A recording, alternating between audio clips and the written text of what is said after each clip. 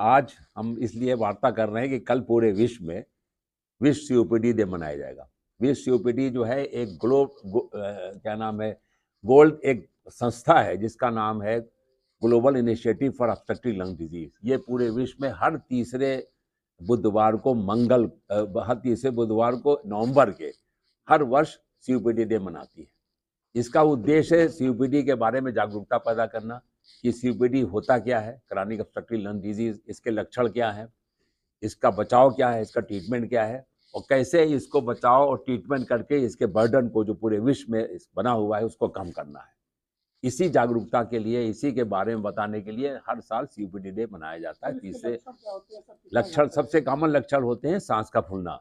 मरीज बैठा रहेगा तो कम फूलेगी, जहाँ चलना शुरू करेगा, कोई काम करेगा, कोई भी हरकत करेगा, कपड़ा बदलना, खाना पीना, टहलना, घूमना, फौरन उसकी सांस फूलना शुरू हो जाएगी।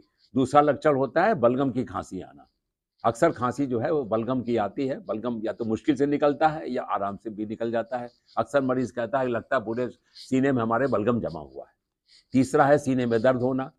चौथा है अगर बहुत ज़्यादा सांस फूलती है तो ऑक्सीजन का लेवल कम हो जाता है, मरीज रेस्पिरेटरी फेलियर में चला जाता है, इसको आईसीयू में या वार्ड में भर्ती करना पड़ता है और इससे आगे चल के डेथ भी हो सकती है। तो ये इसके कॉमन लक्षण है। सीओपीडी की वजह से सर विश्व में सर मौतों का दर क्या है? ये अक्सर देखा गया है, मौतों का आंकड़ा कोई निकाला नहीं गया है, लेकिन जो सीओपीडी का अटैक होता है, एक्सरबेशन होता है, उसका इलाज अगर सही ढंग से नहीं हुआ तो उसमें मौत हो जाती है। सर इस समय जैसे ठंड का मौसम शुरू हो रहा है, किस तरह की एहतियात बरतनी चाहिए ऐसे मरीजों को? ठंड के लिए हमेशा कहा जाता है कि एक तो कपड़ा ठीक से पहने, अपने को कवर रखें, और आजकल के पॉल्यूशन बहुत ज़्यादा ठंड में बढ़ जाता है तो सुबह टहलने ना जाए, बल्कि जब सूरज निकल जाए और धूप निकल आए जिससे कि पॉल्यूशन ज़मीन से नीचे या ऊपर चला जाए, ज़मीन के आदमी के हाइट पर ना रहे, तो जिससे उसका पॉल्यूशन का जो इनहेलेशन है वो कम हो जाएगा। तो सुबह और शाम न टहलें, बीच में टहलें, फिर निकलने के बाद कुछ देर के बाद टहलें, और पानी ठंडा ना पिएं, हल्का सा गुनगुना पानी पिएं, और खाने में पौष्टिक उपाय, प्रोटीन वगैरह, डाइट वगैरह सब अच्छी डाइट ले, हाई कार्बोहाइड्रेट डाइट ले। किस उम्र के बच्चे लोगों को ये बीमारी होती है? अक्सर ये देखा गया है कि इसके चूंकि मुख्य कारण जो है सीओपीडी का है वो स्मोकिंग। तो जो सिगरेट जो पीते हैं या बीड़ी पीते हैं या हुक्का पीते हैं, समझ गए, उसको होती है। लेकिन पहले ये 90% तक सीओपीडी होती थी स्मोकिंग से, लेकिन आजकल 50% सीओपीडी जो है स्मोकिंग की वजह से होती है, 50% नॉन स्मोकिंग सीओपीडी होती है। इसका मुख्य कारण है पॉल्यूशन, एयर पॉल्यूशन, चाहे इंडोर हो चाहे आउटडोर हो, समझ गए, एनवायरमेंटल चेंजेस होते हैं, जेनेटिक फैक्टर्स होता है, ये सब इसका सीओपीडी कारण होता है। अक्सर महिलाएं जो है वो चूल्हा जलाती हैं लकड़ी का, कंडे का, उससे धुआं निकलता है, ये धुआं सीओपीडी का कारक होता है। इसीलिए अक्सर महिलाओं में हम देखा है कि सीओपीडी पाई जाती है। सर मास्क का प्रयोग करना कितना उचित है? मास्क का प्रयोग करना, अगर आप पॉल्यूशन की बात करेंगे तो पॉल्यूशन में कपड़े का या किसी डबल लेयर और 3 लेयर सर्जिकल मास्क उतना इफेक्टिव नहीं है। और सबसे इफेक्टिव जो मास्क है वो है N95 या N99, ये मास्क सबसे इफेक्टिव है। लेकिन WHO तो कहता है कि कोई मास्क इफेक्टिव नहीं है। WHO मानते ही नहीं है कि कोई मास्क इफेक्टिव है। तो पॉल्यूशन और से जैसे आम लोगों को जैसे अब भाई आप बाहर निकल रहे हैं तो आपके लिए मास्क इस्तेमाल करना है। थीम के साथ बनाया जाता है। इस वर्ष की थीम है नो योर लंग फंक्शन, यानी अपने फेफड़ों की जांच करके पता करिए कि लंग फंक्शन आपका कैसा है।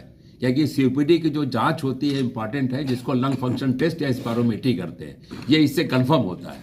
लेकिन सीओपीडी की जांच के लिए चूंकि इंपॉर्टेंस क्यों दिया इस साल थीम, क्योंकि ये देखा गया है कि जब तक हम सीओपीडी की जांच करते हैं, जब तक उसमें असर दिखता है, असर दिखने के बहुत दिन के बाद सिम्टम आता है। जब अगर आपको सिम्टम आ गया तो समझिए लंग फंक्शन आपका खराब हो ही गया है।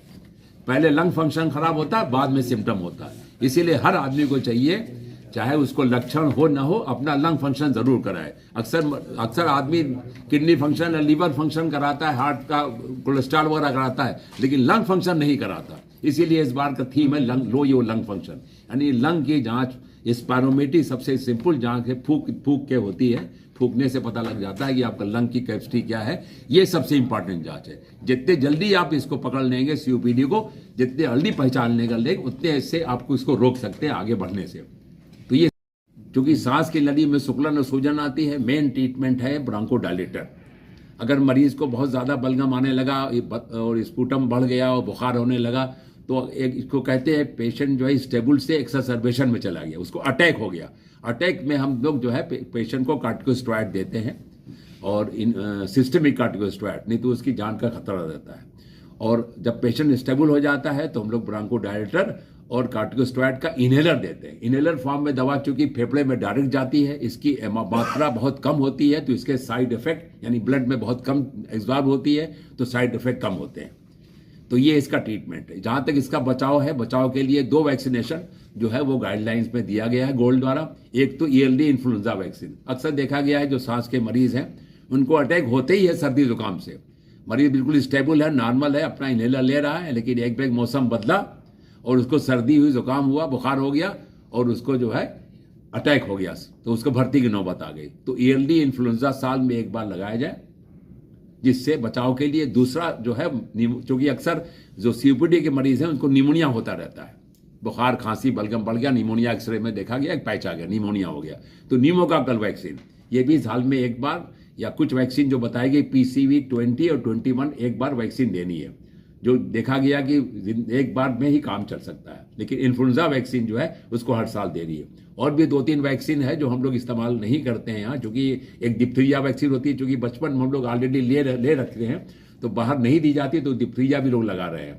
एक शिंगला वायरस होता है उसको भी लगा रहे हैं, एक रेस्पिरेटरी सिंक्टियल वायरस होता है उसको भी लोग लगा रहे हैं। लेकिन 2 वैक्सीन हम लोग के लिए बहुत जरूरी है जो COPD के मरीज है, कम से कम 2 वैक्सीन लगा लें, एक न्यूमोकॉकल वैक्सीन और एक इन्फ्लुएंजा वैक्सीन। तो ये काफी हद तक कारगर रहेगी। और दूसरा है, सिर्फ वैक्सीन से काम नहीं चलेगा, नियमित डॉक्टर के सलाह से अपना जो इनहेलर है, क्योंकि इनहेलर लॉन्ग टर्म दवा है, इसको एक दिन नहीं लेना, रेगुलर लेना है। 2 तरह के इनहेलर होते हैं, ब्रोंकोडायलेटर और कार्टिकोस्टेरॉइड इनहेलर, तो इसको रेगुलर लेना है। इसका अमाउंट, इसकी मात्रा जो है वो डॉक्टर की देखरेख में कम हो सकती है, लेकिन इसको रेगुलर लेना है, तो रेगुलर इनहेलर ले। और जो बचाव हमने बताया वैक्सीनेशन लगाए रहे, तो मरीज अपनी दिनचर्या को ठीक से रख सकता है और COPD से बच सकता है।